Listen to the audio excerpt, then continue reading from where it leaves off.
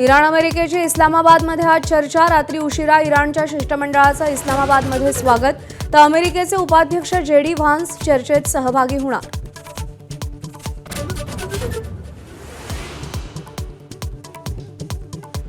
इस्लामाबादमधल्या चर्चेआधी राष्ट्राध्यक्ष Donald Trump यांची इराणला पुन्हा धमकी। केवळ या चर्चेसाठी इराणचं अस्तित्व उरलं, कोणत्याही परिस्थितीत होर्मुझ सुरू करावं लागेल, ट्रम्प यांचा इशारा।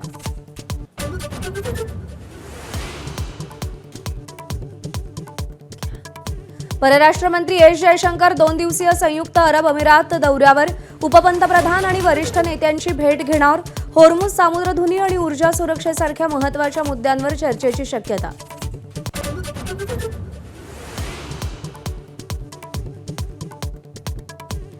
अशोक खरात आणि पत्नी कल्पना खरातची 3 बँक खाती ईडीकडून सील। सूत्रांची माहिती, ईडी आणि आयकर विभागाची भीती दाखवून फसवणूक केल्याची शक्यता। मनी लॉन्ड्रिंग प्रकरणी ईडीकडून गुन्हा दाखल करण्यात आलाय। अतिरिक्त मुख्य सचिव मनीषा म्हैसकरांचा महायुती सरकारवर गंभीर आरोप। माझा विभाग चालवायला महिला नको असं सांगत मला डावललं। म्हैसकरांचा महिला अधिकाऱ्यांच्या मराठी साहित्य संमेलनात गौप्यस्फोट। नाशिकमधील नामांकित आयटी कंपनीतल्या पीडित मुलींना धार्मिक कट्टरतावादी विचारांकडे खेचल्याची धक्कादायक माहिती।